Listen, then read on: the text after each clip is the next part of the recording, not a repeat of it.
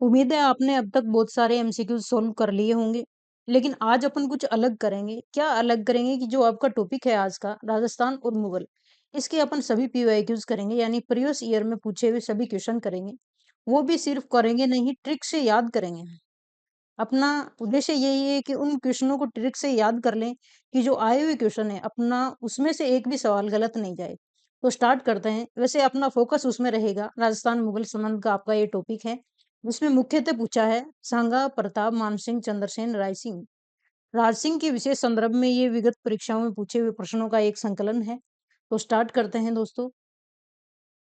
ऐसे आज अपन क्या पढ़ने वाले हैं वो देखें तो स्मार्ट फोकस अपना रहेगा राणा सांगा पे, महाराणा प्रताप, आमेर के मानसिंह, राव चंद्रसेन, महाराजा राय सिंह, महाराजा राज सिंह, जिसमें ये मैटर अपने को पूछे हुए मिलेंगे। तो ये है, सबसे पहले आते हैं, बात करते हैं मेवाड़ के महाराणा सांगा। इसमें वही फैक्ट शामिल हैं जो पूछे जा चुके हैं।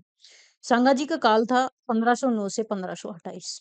1509, 1509 से 1528, 9 से 28, 9 दूनी क्या होता है? 9 दूनी 18 होता है, ठीक है ना? 9 दूनी 18 होता है तो 8 लास्ट में आ गया। तो 9 से 18, 9 से 28 अपन याद करेंगे। 1509 से 1528 तक इनका काल था। ऐसे अपन थोड़े-थोड़े जोड़ के याद करते हैं तो परीक्षा में बहुत आसानी हो जाती है। राणा सांगा को इतिहास में सैनिकों का भग्नावशेष कहा जाता है। ये किसने कहा? कर्नल टोड ने कहा। भग्नावशेष किसने कहा? ये बात बहुत बार पूछी जा चुकी है। तो अपन याद कैसे करेंगे? भग्नावशेष मतलब अवशेष, टूटे-फूटे। कैसे याद करेंगे? टूटे-फूटे। कि राणा सांगा इतने युद्ध लड़ चुके थे कि उनके जो शरीर है वो एकदम अवशेष के रूप में बच गया था। तो टोड को कैसे याद करेंगे? टूटे-फूटे। तो सांगा को टूटा-फूटा किसने बताया? टोड ने बताया। कैसे? टूटे-फूटे। और टोड ने बताया क्या? भग्नावशेष। ये चीज़ है। क्योंकि उनके शरीर पर 80 घाव थे। 80 घाव बहुत ज़्यादा होते हैं, ठीक है ना? यानी 100 से 20 ही कम रहे थे, वरना तो शतक लग जाता, बताओ आप। 20 ही कम थे, इतने 80 घाव थे। इसलिए तो टोड को क्या लगा कि ये तो एकदम टूटे-फूटे हो गए। उन्होंने दिल्ली सल्तनत के इब्राहिम लोदी को खातौली 1517 और धौलपुर 1518 के युद्ध में धूल चटाई थी। सबसे पहले कौन आता है? इब्राहिम लोदी। मुख्य रूप से इनकी जो लड़ाई होती है, वो इब्राहिम लोदी से 1517 में। यानी सबसे पहले 17, 17 को कैसे याद करेंगे? खतरा। सबसे पहले खतरा आया 17 में। सबसे पहले खतरा कब आया? 17 में, इब्राहिम लोदी का, ठीक है ना? फिर आता है 1518 में धौलपुर। धौलपुर में कौन सा युद्ध हुआ? तो ये 1518, 1518 में धौलपुर वाला बाड़ी का युद्ध हुआ, ठीक है ना? तो मालवा के, ये तो हो गया इब्राहिम लोदी को। इब्राहिम लोदी को 2 बार हरा दिया, 1517 में जब खतरा आया, 1518 में धौलपुर में, ठीक है ना? ये युद्ध हुए। फिर आते हैं मालवा के महमूद खिलजी द्वितीय को गागरों 1519 में हराया। अपन देखें ऐसे मैप बना के, थोड़ा राजस्थान का आड़ा-टेढ़ा मैप बना लेते हैं। चलो कोई बात नहीं, बहुत गंदा बना है। इधर से कौन आता है? इब्राहिम लोदी, दिल्ली की साइड से। 1517, 1518 इसको निपटा दिया, इब्राहिम लोदी को, सांगा ने यहाँ से। फिर महाराज आते हैं मालवा से। मालवा से, मालवा में से महमूद खिलजी, महमूद खिलजी द्वितीय, महमूद खिलजी द्वितीय। इनको कब हराया? 1519। कौन से युद्ध में? गागरोन, 1519। यानी ये लगातार है 17, 18, 19। यानी खतरा शुरू हुआ 17 से, 17, 18, 19 गागरोन का हो गया, महमूद खिलजी को हरा दिया। मुगलों के साथ इनकी 2 मुख्य युद्ध अपन बात करें तो सबसे बड़े वाले जो आते हैं, वो आते हैं बयाना का युद्ध। बयाना का युद्ध यहाँ पे, बयाना भरतपुर में, बयाना का युद्ध कब? 16 फरवरी 1527। मतलब मुगलों को भी इतनी हारने की पड़ी थी, लड़ाई की पड़ी थी कि एकदम भरी सर्दी में भी आ जाते थे लड़ने के लिए, गर्मी में भी आ जाते थे। ये फरवरी में आए, 16 फरवरी 1527 बयाना का युद्ध, जिसमें सांगा ने इनको हरा दिया। बयाना के युद्ध में इनके सारे बयान खत्म कर दिए। बाद में क्या आए? बाद में इन्होंने फिर हिम्मत करी 1 महीने बाद में, ठीक है ना? खानवा का युद्ध 17 मार्च 1527 कब आया? 17 मार्च 1527, यानी महीना ही नहीं निकला, इसको जक नहीं पड़ी बिल्कुल ही। 1 महीने बाद में ही फिर और जिसमें बाबर ने जिहाद का नारा दिया। जिसमें बाबर ने विशेष रूप से जिहाद का नारा दिया था, ठीक है ना? तमगा कर हटा दिया था, यानी सैनिकों में जोश पैदा करने के लिए जिहाद का नारा दिया, तमगा कर हटा दिया, तोपखाना और तुलुगमा पद्धति से शांगा को पराजित किया। 3 चीज़ें मोस्टली इसमें काम में लेता है बाबर, शांगा को हराने के लिए, यानी तमगा कर हटाया, तमगा यानी तय से तमगा, तुलुगमा पद्धति, तोपखाना, तमगा, तोपखाना, तुलुगमा पद्धति और जिहाद का नारा। शांगा ने सभी राजपूत राजाओं को एकत्रित करने के लिए पाती परवण की प्रथा शुरू की। इसमें शांगा क्या करता है कि ये भी बाबर भी कोई कम नहीं था, ठीक है ना? तो ये किसको बुलाता है? अपने शासकों को बोलता है कि आप भी आइए, हमारी ओर से लड़िए मुगलों से। तो पाती परवण की प्रथा उसमें ये कही जाती है कि सभी शासकों को युद्ध के लिए उन्होंने एकत्रित किया। जैसे अपन ये ट्रिक भी देखें कि सांगा के युद्धों का कालक्रम अपन याद करना चाहें, तो कैसे याद करेंगे? ये इसमें एक छोटी-सी ट्रिक भी दी हुई है। क्या है? कि खा, धो, गा, बैठा। वैसे ये ऐसे तो ईज़ी नहीं रहता है, ऐसे ये ट्रिक याद करना बहुत मुश्किल हो जाता है, रट्टाफिकेशन हो जाता है और रट्टाफिकेशन फिर एग्ज़ाम में याद नहीं रहती है।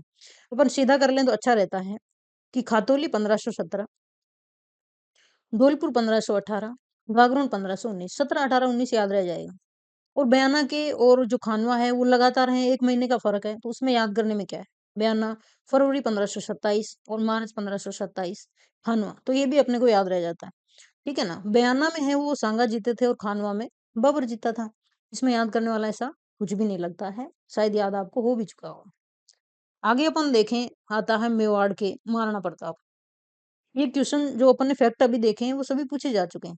इसलिए अपन वो ही कर रहे हैं, जो पूछे जा चुके हैं, वही चीज़ अपन ट्रिक से याद करें, ताकि बाद में आपको दोबारा पीवाईक्यूज़ लगाने नहीं पड़े। भले ही आप अदर क्वेश्चन कितने ही लगाओ, पर जो परीक्षा में पूछे जा चुके हैं, वो आपको याद नहीं करने पड़े। इसी उद्देश्य से अपन याद कर रहे हैं इनको। अब मेवाड़ के महाराणा प्रताप आते हैं। प्रताप 1572 और 1597, लगभग महाराणा प्रताप की सन सबको याद रहती है 72 और 97, ठीक है ना? 72 और 97। तो अगर वैसे भी अपन देखें तो 7 और 2 9 होते हैं, 9, 7 का 7 आ गया इधर। कैसे भी अपन थोड़ा बहुत ऐसे तुक मिल जाता है तो अच्छा रहता है याद करने के लिए। 72 और 97। महाराणा प्रताप का जन्म हुआ था दोस्तों 9 मई 1540। 9 मई, 9 मई 1540। अभी भी मई चल रही है। नौतपा चल रहा है राजस्थान में बहुत भयंकर वाला। 9 मई, ठीक है ना? 9 मई को यानी नया काम हुआ था। 9 को नया काम हुआ था। मई के गर्मी के महीने में क्या महाराणा प्रताप का जन्म हुआ था 9 मई 1527, ठीक है? 1540, 1540, 1540 को इनका जन्म हुआ था। ये इनका शासनकाल है 72 से 97। कुंभलगढ़ दुर्ग के कट्टारगढ़ के बादल महल में हुआ था। यानी बहुत अच्छे बादल आए थे उस दिन, बादल बहुत अच्छे आए थे, तभी तो ऐसे वीर योद्धा का जन्म हुआ। कटारगढ़ यानी ये बहुत लड़ने में माहिर थे। इनका क्या जन्म भी कहाँ हुआ? कटारगढ़ में हुआ। 9 मई 1540 को इनका जन्म हुआ। कुंभलगढ़ दुर्ग के कटारगढ़, कैसे कुंभलगढ़ और बादल महल में हुआ, यानी उस दिन बादल बहुत सुहाने मान लो, बारिश आ गई होगी मई के महीने में। ऐसे अपन याद कर सकते हैं थोड़ा। बचपन का नाम इनका क्या था? कीका, यानी बचपन में इसको सब कीका कहते थे। लेकिन बाद में देखो क्या बने ये आदमी, ठीक है ना? अकबर ने प्रताप को अधीनता स्वीकार करने के लिए 4 दूत भेजे थे। बहुत बार पूछा जाता है कि 4 दूत कौन से आए थे? जब अधीनता स्वीकार नहीं की, तो 18 जून या फिर 21 जून भी आता है कहीं-कहीं, 1576 को हल्दी घाटी का युद्ध हुआ। ये अपने आप रह जाता है 18-21, इसमें कुछ भी नहीं है। कर्नल टोड ने इसे मेवाड़ की थर्मोपल्ली और अबुल फजल ने खमनोर का युद्ध और बंदायूनी ने गोगुंदा का युद्ध। अब ये तीनों चीजें अपन ऐसे याद करने वाले हैं अभी कि आपको कभी भूलने का चांस ही नहीं रहेगा। ठीक है। अब टोड ने क्या कहा? टोड ने कहा मेवाड़ की थर्मोपल्ली, थर्मोपल्ली, ठीक है ना? थर्मोपल्ली। अब टोड को और थर्मोपल्ली को लिंक करते हैं अपन। अब टोड को अपन उल्टा करते हैं तो क्या होता है? डट्टो, डट्टो। डट्टो को हिंदी में अपन मारवाड़ी में रुको भी कहते हैं। रुको जरा, डटो जरा, होता है ना? उल्टा कर दिया आपने, टोड को डट्टो कर दिया। और थर्मोपल्ली मारवाड़ी में रुकने को थम्बो भी कहते हैं। थमना, रुकना, हम सब बोलते हैं, वो चीजें अपने को पता है। तो डट्टो और थम्मो, अब टोड को मिला दो भाई थम्मो से, ठीक है? टोड ने क्या कहा? थर्मोपल्ली कहा। उम्मीद है आपको समझ में आ रहा होगा। थोड़ा बहुत नहीं आ रहा था आप कमेंट कर सकते हैं। आगे वाले वीडियो में फिर थोड़ा सुधार करेंगे। तो डट्टो टोड को अपने उल्टा किया तो क्या बना? डट्टो बना। डट्टो का मतलब क्या होता है? रुको। और थम्मो का मतलब भी क्या है? थमना, रुकना, चरा, ठीक है ना? तो टोड ने थर्मोपल्ली कहा। ये आपको याद हो गया होगा। दूसरा कौन था? दूसरा था अबुल फजल। अबुल फजल। अबुल फजल ने कहा खमनोर का युद्ध। क्या कहा? खमनोर का युद्ध। खमनोर का युद्ध। अबुल फजल। फजल में क्या है? जल। फजल में क्या है? जल है। और खमनोर में क्या है? नोर को नीर कर देते हैं। तो दोनों ही जल के पर्यायवाची होते हैं, जल नीर। ठीक है ना? तो अबुल फजल ने क्या कहा? खमनोर कहा। ये भी याद हो गया होगा आपको थोड़ा बहुत। फिर आता है बंदायूनी। बंदायूनी। बंदायूनी ने क्या कहा? गोगुंदा। ठीक है ना? बंदायूनी ने कहा क्या कहा? गोगुंदा। यानी ऐसा बंदा था जिसने सबको गूंद के छोड़ दिया था। ऐसा बंदा जिसने सबको गूंद के छोड़ दिया था। ठीक है ना? बंदायूनी को अपन गोगुंदा से याद कर लेते हैं। बंदा, गोगुंदा ऐसे मिलता भी है थोड़ा-थोड़ा, इसको रिदम भी मिलती है। तो ये तीनों नाम थे जो बार-बार परीक्षा में परेशान करते हैं भई। तो ये तो हो गया, हल्दी घाटी के ऊपर टिप्पणी करी थी तीनों लोगों ने इन्होंने। फिर आता है 1582 में दिवेर का युद्ध। 1582 में होता दिवेर का युद्ध, जिसे टोड ने मेवाड़ का मैराथन कहा। जिसे सिर्फ टोड ने ही कहा मेवाड़ का मैराथन, दिवेर का युद्ध। जिसमें प्रताप ने अमर सिंह के नेतृत्व में, अमर सिंह प्रताप महाराणा प्रताप के सुपुत्र थे, नेतृत्व में सुल्तान खां को मार के मुगलों को खदेड़ दिया था। यहाँ पे अमर सिंह का आक्रमण बहुत खतरनाक था सुल्तान खां के ऊपर, और यहाँ पे जो है दिवेर के युद्ध में मैराथन में इनको भगा दिया था। ऐसे याद कर लेंगे कि जो रोड ने जिसको मैराथन बताया है, उसमें मुगलों को यहाँ से खदेड़ दिया था, यानी भगा दिया था, मैराथन करवा दी थी सबकी। अब एक चीज महाराणा प्रताप से बहुत जरूरी पूछी जाती है कि अकबर ने 4 शिष्टमंडल भेजे थे महाराणा प्रताप को सुलह करने के लिए। अब उसको याद करने के लिए काफी अलग अलग जो है वो ट्रिक है। जैसे एक तो आती है इंग्लिश में JMBT। क्या आती है? JMBT। जे से अपन क्या याद कर सकते हैं? जलाल खां कोरची। एम से अपन याद कर सकते हैं मान सिंह। बी से अपन याद कर सकते हैं भगवान दास। टी से अपन याद कर सकते हैं टोडर। JMBT इंग्लिश में अपन याद करें तो ये हो गई। दूसरी अपन सभी याद करते रहते हैं और सबकी याद भी होगी, जमा बाटो। जमा बाटो हिंदी में ये याद कर सकते हैं, जमा बाटो। जैसे जलाल खां कोरची हो गया, एम से मानसिंह, माँ से मानसिंह हो गया, वैसे भगवान दास हो गया, और टे से टोडरमल हो गया। ये चीजें अपने को याद हो जाती है। जैसे कौन सी भी आप याद कर सकते हैं, जमा बाटो भी याद कर सकते हैं और JMBT भी याद कर सकते हैं। अब जलाल खां कोरची साहब आए थे नवंबर 1572 में। नवंबर 1572 में, यानी 11वें महीने में, 1572 में। ठीक है ना? हल्दी घाटी युद्ध हुआ था 1576 में। ये उससे पहले पहले आ गए थे सभी। अब कितना पहले आए थे? जो नवंबर 1572 में, यानी 4 साल पहले आए थे जलाल खां कोरची। नवंबर 1572 में, जब नवंबर जा जो 1572 है वो जा ही रहा था, लास्ट में आए थे, लास्ट ईयर में आए थे। नवंबर 1572 में कौन आए? जलाल खां कोरची। अब मानसिंह जी आए कब? गर्मी में एकदम, जून में, क्योंकि ये तो राजस्थान से ही थे, आमेर के मानसिंह। जून 1573 में कौन आए? मानसिंह आए। जून 1573 में मानसिंह आए। फिर इनके बाद में इनके पिताश्री आते हैं भगवान दास। सितंबर 1573। सितंबर 1573, यानी एक साल में 1573 में ये तीनों आए। 73 में 3 आए, 72 में 1 आया। 72 में 11वें महीने में, यानी एक एक में 1 आया। 72 में 1 आया और 73 में 3 आए। कैसे कैसे आए? जून में मानसिंह से स्टार्ट करते हैं। ठीक है ना? जून में मानसिंह आया, सितंबर में भगवान दास आया, और टोडरमल कब आए? दिसंबर में आए। टोडरमल कब आए? ये भी लास्ट मंथ में आए, 73 में आए। आपको याद भी हो गया होगा। ये क्रम से बातें पूछी जाती हैं। अगर एक बार आप वीडियो फिर से देख लेंगे तो आपको भूलने की दोबारा दिक्कत ही नहीं होगी। आगे आते हैं आमेर के मिर्जा राजा मानसिंह। 1589 से 1614। 1589 से 1614। मानसिंह, मिर्जा राजा मानसिंह, बहुत योगदान दिया इन्होंने अकबर को। मानसिंह अकबर के नवरत्नों में से एक थे। ठीक है? मुगलों के सबसे विश्वसनीय हिंदू सेनापति थे। जब आप जोधा अकबर सीरियल देखते हैं तो उसमें मानसिंह महत्वपूर्ण भूमिका निभाता है। तो वैसे भी जोधा अकबर सीरियल देखते हैं तो उसमें लगभग अपने को मुगल काल वगैरह थोड़ा याद हो जाता है। अकबर ने इन्हें 7,000 का मनसब और फर्जंद बेटा मिर्जा राजा की उपाधि दी। ये बहुत बार पूछा जाता है कि फर्जंद की उपाधि किसे दी गई और किसने दी? तो ये मिर्जा राजा मानसिंह को दी गई थी। किसने दी थी? अकबर ने दी थी। अकबर वैसे इनके फूफा लगते थे। तो फर्जंद यानी बेटा कहा, मिर्जा राजा की इन्हें उपाधि दी और 7,000 का मनसब दिया। 7,000 का मनसब कैसे याद करेंगे? कि मानसिंह ने अकबर का क्या दिया था? साथ दिया था। अकबर का क्या दिया था? साथ दिया था। और इन्होंने बदले में क्या दे दिया? 7,000 मनसब दे दिया। ठीक है ना? ये हो गया। इन्होंने 12 वर्ष की आयु में ही मुगल सेवा ज्वाइन कर ली थी। मात्र 12 वर्ष की आयु में ये चले गए थे। मानसिंह ने काबुल अभियान 1581-85, बिहार अभियान 87, उड़ीसा अभियान 92, बंगाल अभियान 94 का सफल नेतृत्व किया। यानी अकबर के लिए इन्होंने काफी अभियान किए थे। बाद में अकबर इनसे नाराज भी हो जाते हैं एक बार।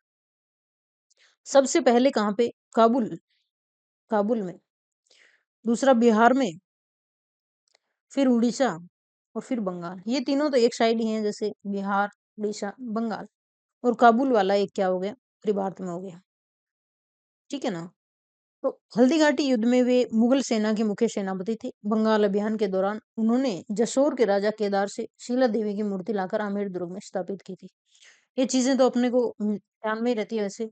तो ये राजा थे केदार। केदार से शीला देवी की मूर्ति लाकर आमेर दुर्ग में इन्होंने स्थापित की थी बंगाल अभियान के दौरान।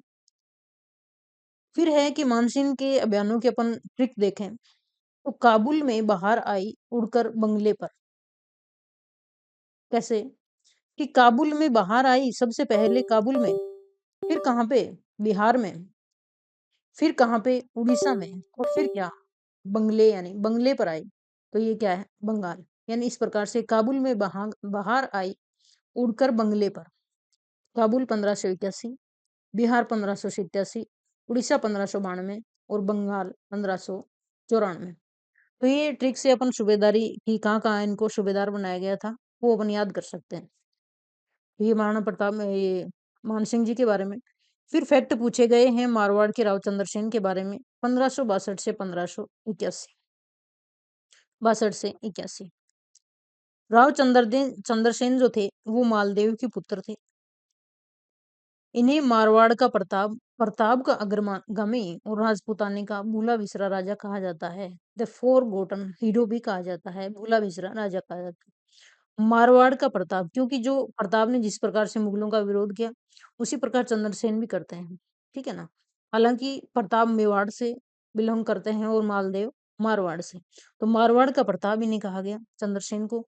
प्रताप का अग्रगामी किसे कहते हैं? बहुत बार ये बात पूछी गई है। अग्रगामी किसे कहते हैं? चंद्रसेन को कहते हैं। राजपूताने का भूला बिसरा राजा भी इन्हें कहते हैं। इन्होंने प्रताप की तरह अकबर की अधीनता नहीं स्वीकार की थी। 1570 के ऐतिहासिक नागौर दरबार, यानी नागौर दरबार अकबर ने लगाया था 1570 में। नागौर दरबार 1570 में लगा। कहाँ लगा था? नागौर में लगा था।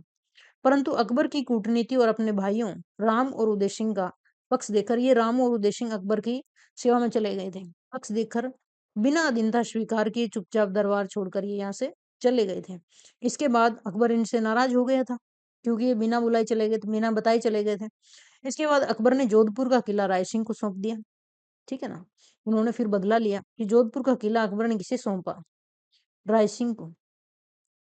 चंद्रसेन आजीवन भादरा, जून, सिवाना, सारण की पहाड़ियों में भटकते हुए मुगलों के खिलाफ छापामार युद्ध पद्धति से लड़ते रहे थे। जैसे इनके प्रवासन की जगह देखें तो लगभग भादरा, जून, सिवाना और सारण की पहाड़ियां आती है। ठीक है ना? अब चंद्रसेन के उपनाम याद करने का अपन देखें फंडा, तो प्रताप से तुलना में याद रखेंगे कि जो काम मेवाड़ में प्रताप ने किया, जंगलों में रह के लड़े थे वो, वही मारवाड़ में चंद्रसेन ने पहले ही शुरू कर दिया था। इसलिए इसे प्रताप का अग्रगामी कहते हैं, क्योंकि वो काम ये पहले ही कर चुके थे। तो आगे बीकानेर के महाराजा राय सिंह 1574 से 1612। महाराजा राय सिंह कहाँ से? बीकानेर से। राय सिंह कल्याणमल के पुत्र थे।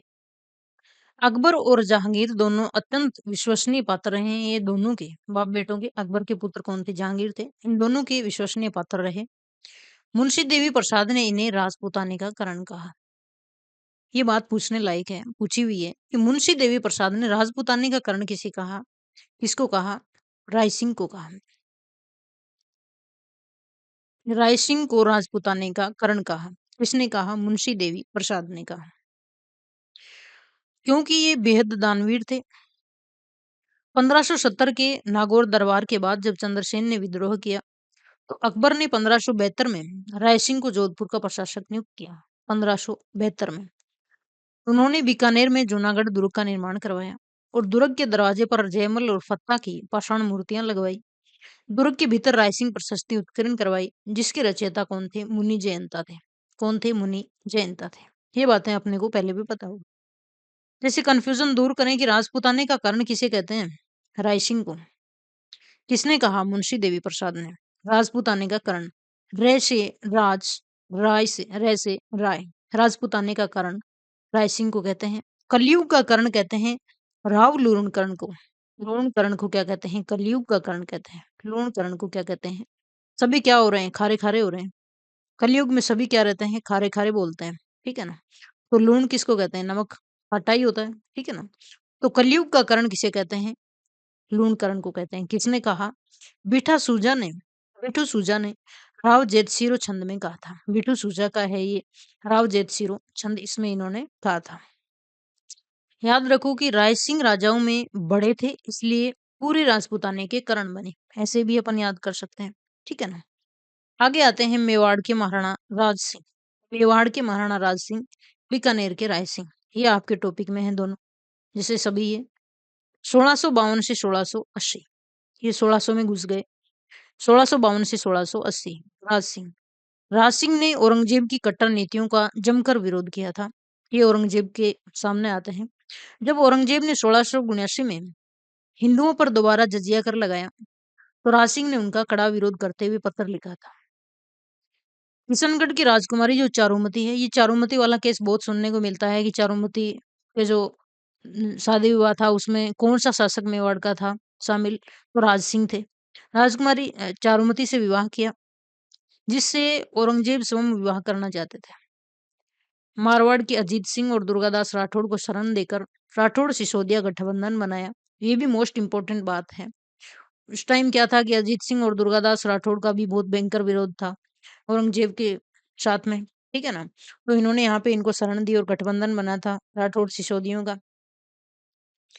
इन्होंने गोमती नदी के पानी को रोककर अकाल राजकारियों के लिए प्रसिद्ध राजसमंद झील का निर्माण करवाया। राजसमंद राज सिंह याद रह जाएगा, जिसमें 9 चौकी पाल पर संस्कृत भाषा में विश्व का सबसे बड़ा शिलालेख राज प्रशस्ति रणछोड़ भट्ट तेलंग द्वारा रचित है।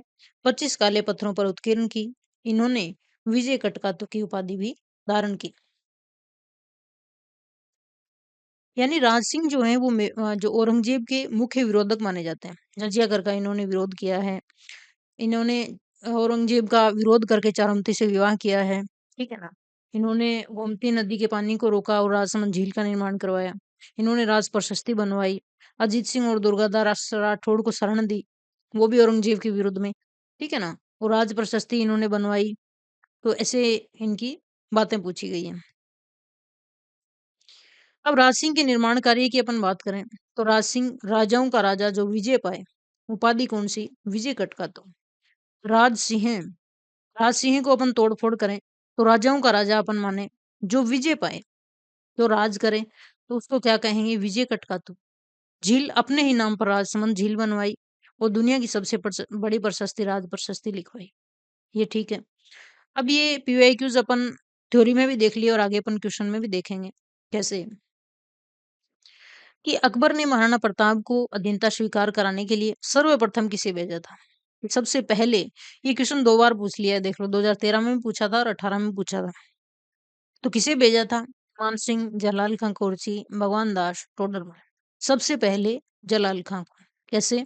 जमा भाटो अपन ने याद किया तो सबसे पहले क्या आता है? जय आता है। कब भेजा? 1572, नवंबर 1572। आगे है जेम्स टोड ने किस युद्ध को मेवाड़ की थर्मोपल्ली की संज्ञा दी? अपन ने ट्रिक से याद किया था। थमना, रुकना।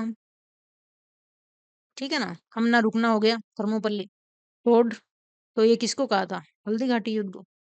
हल्दी घाटी युद्ध पर 3 लोग टिप्पणी करते हैं।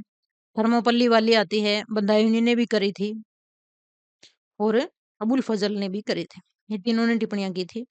टोड ने हल्दी घाटी युद्ध यानी 1576 को मेवाड़ की थर्मोपल्ली कहा, जबकि दिवेर के युद्ध को 1500 जो 82 में हुआ था उसको मेवाड़ का मैराथन कहा। हल्दी घाटी में भयंकर कत्लेआम और वीरता दिखाई गई, जैसे ग्रीस के थर्मोपल्ली में 300 स्पार्टन्स में दिखाई गई थी।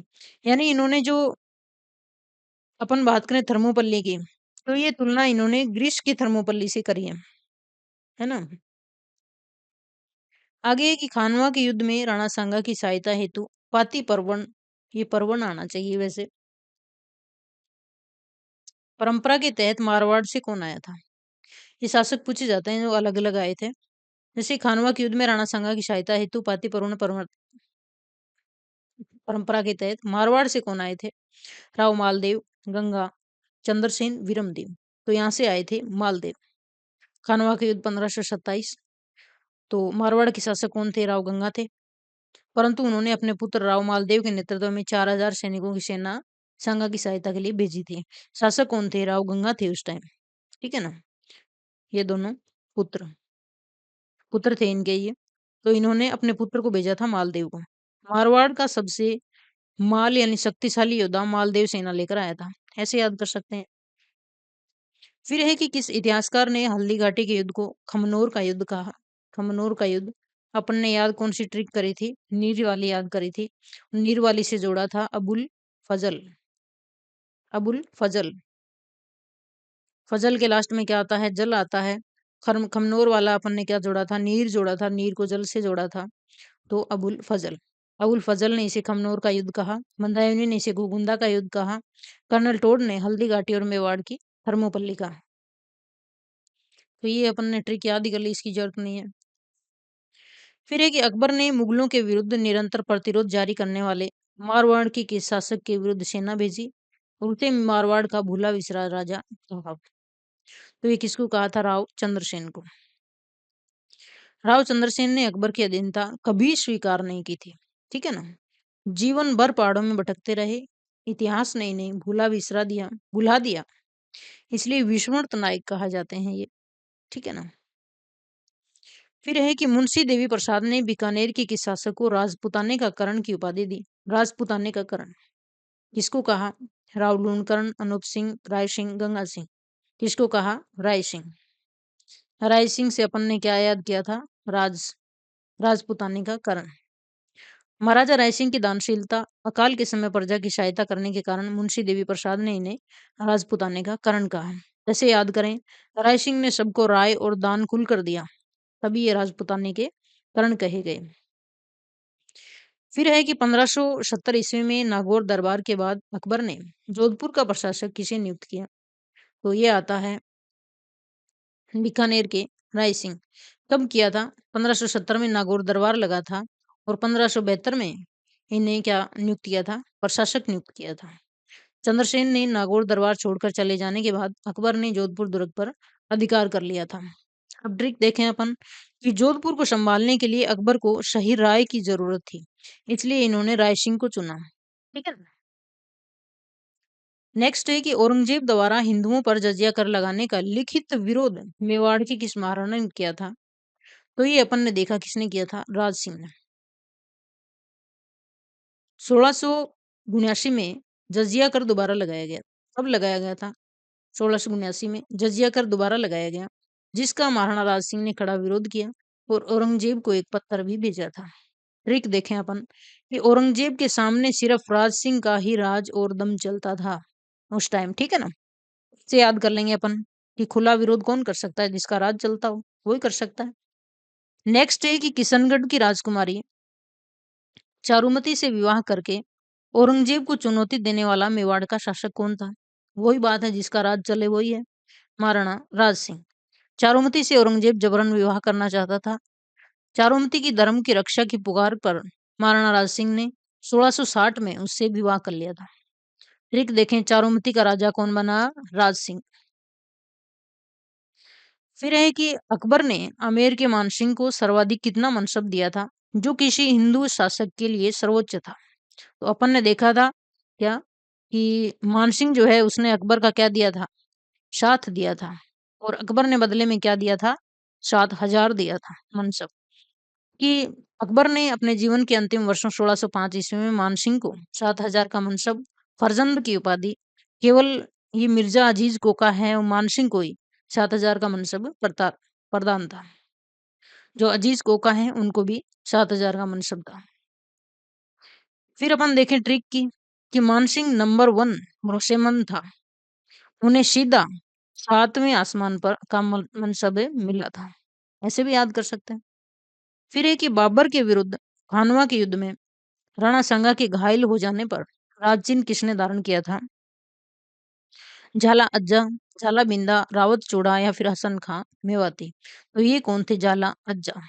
झाला अज्जा ने क्या बोला सांगा को कि आज मेरी बारी है, आज मेरी बारी है, आज मेरी बारी है। आज से अपन क्या याद करेंगे? अज्जा, आज मेरी बारी है। झाला अज्जा ने राज चिन्ह धारण किया था। अब खानवा के युद्ध में सांगा के सिर पर तीर लगने से बेहोश हो गए थे। तब शादड़ी के झाला अज्जा ने राज चिन्ह धारण कर युद्ध रखा था। इसकी ट्रिक अपन देखें जो यहाँ लिखी हुई है वो है कि सांगा के घायल होने पर अज्जा आगे आए। अच्छा, वही बात है, अज्जा आगे आए, झाला अज्जा सांगा के रक्षक बने और झाला बिंदा प्रताप के रक्षक बने थे। इनमें बहुत वो कंफ्यूजन रहती है। जैसे अपन देखें कि एक नाम तो आता है अज्जा का, झाला अज्जा का, और दूसरा नाम आता है झाला बिंदा का। ठीक है ना? अब अज्जा को अपन कैसे जोड़ देंगे? अज्जा को सांगा के साथ में जोड़ देंगे और बिंदा के साथ में किसको जोड़ेंगे? प्रताप को जोड़ेंगे। बिंदा के साथ में प्रताप को। अज्जा ने सांगा को बोला कि आज मेरी बारी है, आप रहने दो, राज मैं लेता हूँ। और बिंदा बाद में कौन आए थे? प्रताप। प्रताप के साथ में कौन आया था? बिंदा आया था। फिर क्वेश्चन है कि महाराणा प्रताप ने 1582 ईस्वी में दिवेर के युद्ध में अकबर के किस सूबेदार सेनापति का वध किया था? 1582 में कि अकबर का कौन सा सूबेदार यहाँ पे मारा गया था महाराणा प्रताप के द्वारा? तो ऑप्शन है सुल्तान खां, बहलोल खां, शाहबाज खां, अशरफ खां। तो यहाँ पे सुल्तान खां मारा गया था। ठीक है ना? दिवेर के युद्ध में प्रताप के पुत्र कुंवर अमर सिंह ने मुगल अधिकारी सुल्तान खां पर ऐसा बाला मारा था कि वे घोड़े सहित जमीन में धस गया था। मतलब अमर सिंह ने है वो बहुत बड़ा पराक्रम दिखाया था इस टाइम पे। तो दिवेर में मुगलों के सुल्तान का खात्मा अमर सिंह ने किया था। ये चीज याद करने वाली है।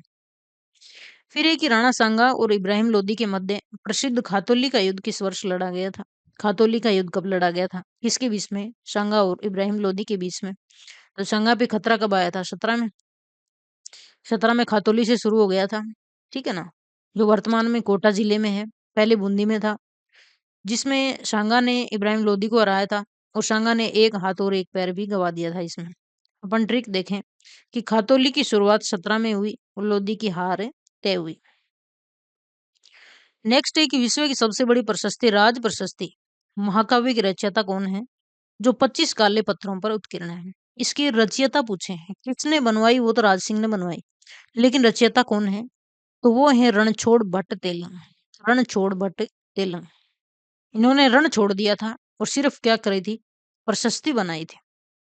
किसकी प्रशस्ति? राज सिंह की। तो क्या हो गई? राज प्रशस्ति। राज प्रशस्ति महाराणा राज सिंह के आदेश पर राजसमंद झील के किनारे बनवाई गई।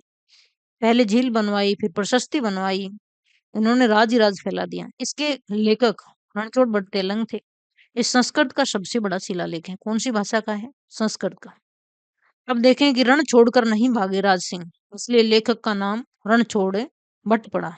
बताइए, ऐसे भी जोड़ सकते हैं।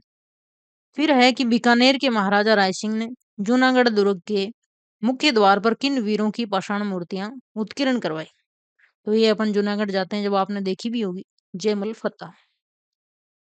1568 में चित्तौड़ के तीसरे साके में जब अकबर ने आक्रमण किया था चित्तौड़ पे 1568-67 में, तो जयमल और फत्ता की वीरता से प्रभावित हो गया था अकबर। और राय सिंह ने जूनागढ़ बनवाकर उसके सामने सम्मान में द्वार पर हाथी पर सवार ये मूर्तियां लगवाई थी। लगवाई किसने? राय सिंह ने। उस टाइम जयमल फत्ता से युद्ध किसका था? अकबर का था। जूनागढ़ के रक्षक जैसा सम्मान जयमल फत्ता को दिया गया। ये अपन ट्रिक देख सकते हैं। क्वेश्चन है कि महाराणा प्रताप का जन्म किस दुर्ग के भीतर बादल महल में हुआ था? कौन से दुर्ग के भीतर हुआ था? तो ये हुआ था कुंभलगढ़। कुंभलगढ़, कटारगढ़, ठीक है ना? यानी 9 मई 1540 को कुंभलगढ़ के भीतर कटारगढ़ के अंतर्गत जूनी कचहरी के बादल महल में प्रताप का जन्म हुआ। ट्रिक देखें कि कुंभलगढ़ की ऊंचाई पर स्थित कटारगढ़ में वीर प्रताप का जन्म हुआ। कटार का सबसे ज्यादा यूज किसने किया? प्रताप ने।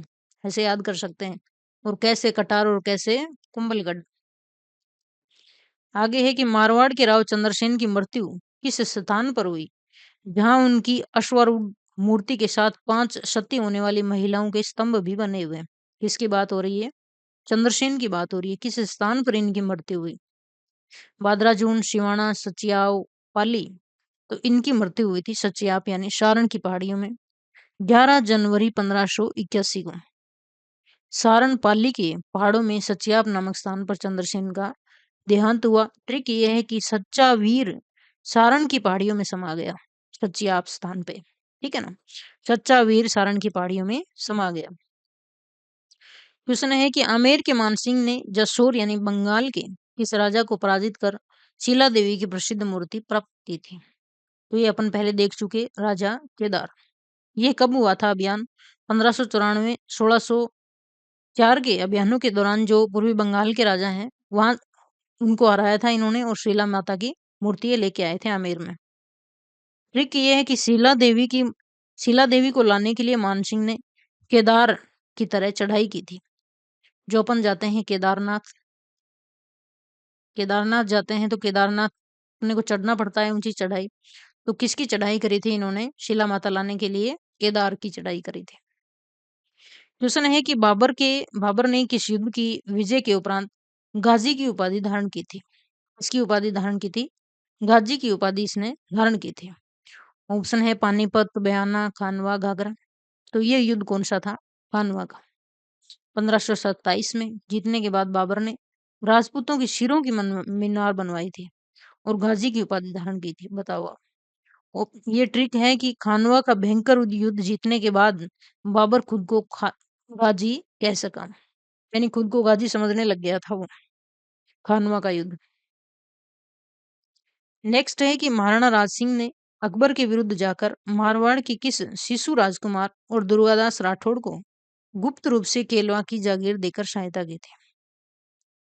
महाराणा राज सिंह ने औरंगजेब के विरुद्ध जाकर मारवाड़ के किस शिशु राजकुमार और दुर्गादास राठौड़ को गुप्त रूप से केलवा की जागीर देकर सहायता की थी? तो कौन राजकुमार थे वो? तो वो आते हैं मारवाड़ के अजीत सिंह। औरंगजेब अजीत सिंह को बंदी बनाकर दिल्ली में मुसलमान बनाना चाहता था। दुर्गादास उन्हें छुड़ाकर लाए और राज सिंह ने उन्हें संरक्षण दिया। तो ट्रिक ये है कि मारवाड़ के अजीत जिसे कोई जीत नहीं सके, सिंह की रक्षा राज सिंह ने की। ठीक है ना? मारवाड़ के अजीत की रक्षा रक्षा किसने की? राज सिंह ने की।